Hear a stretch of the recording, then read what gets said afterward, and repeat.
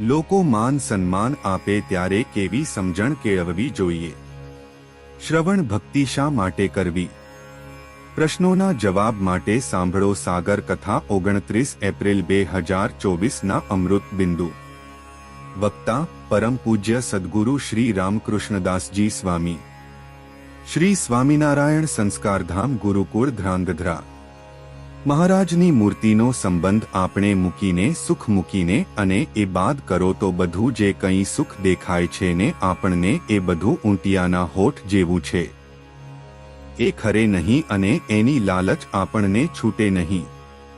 વિષો જડ છે મળદા જેવા પણ ઈ જડ વિષો પણ જીવતાને ખેંચી જાય અને પદાર્થ પોતાનામાં જીવને પ્રીતિ કરાવી દે કે ઈ છૂટે નહીં। પરમાત્મા સિવાય બીજે ક્યાંય પ્રધાન પ્રીતિ ન બંધાઈ જાય એના માટે શ્રવણ ભક્તિ અને સ્મરણ ભક્તિ ખૂબ જ કરજો। માન અભિમાન તજીને સંત સમાગમ કરવો। ભક્તિના માર્ગમાં અભ્યાસના માર્ગમાં એકાગ્રતા બહુ જરૂરી છે।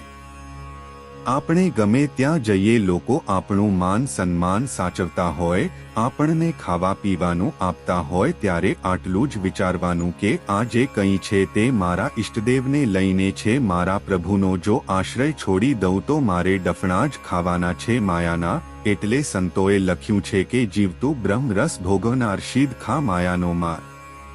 ભક્તિ કરીએ તો એવી એકાગ્રતાથી કરીએ કે પરમાત્માના સ્વરૂપમાં આપણી વૃત્તિઓ તદ્રુપ થઈ જવી જોઈએ। મંદિરમાં ગ્રામ્ય વાર્તા મત કરો। આપણે વાણીનો એવો ઉપયોગ કરવો કે ભગવાન અને ભગવાનના સત્પુરુષ વાણી વિવેકથી રાજી થાય। બોલવા ઉપર બધો આધાર છે।